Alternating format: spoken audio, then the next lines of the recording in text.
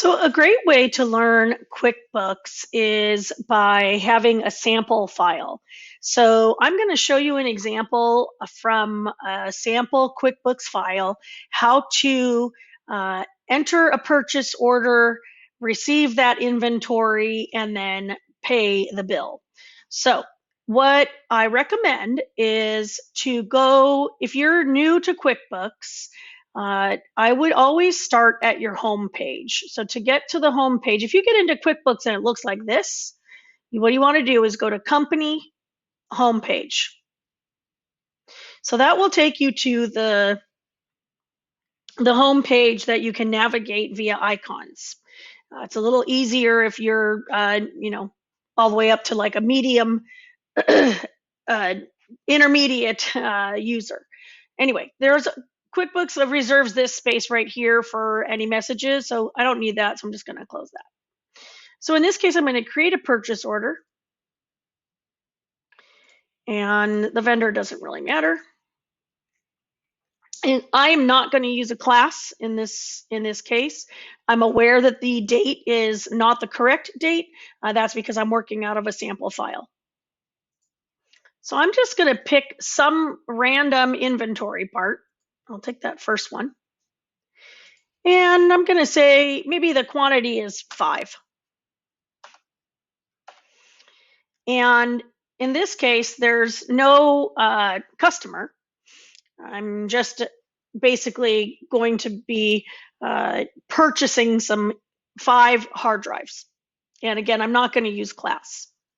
I do not want to print this later. If I do that, it's going to sit in my print queue until I actually say print it. So I'm just going to say save and close. So QuickBooks will always have this spelling. Whenever the spelling thing comes on, I just say ignore all. Okay, so now I've created a purchase order. So now I'm going to receive those items. And when you receive the items, you can either receive with a bill or you can receive without a bill. In my case, I want to go ahead and receive with a bill. Okay, and what I want to do is I want to go ahead and say select PO. So the vendor was just the first one. So that's that PO that I just generated. I'm going to select it and I'm going to say okay. So what that does is that associates the bill with the PO. So right there. So I'm going to just save this, which is at the top here. And now I'm going to pay that bill. So I'm going to come here, pay the bill. I'm going to pay that one. It's the first one.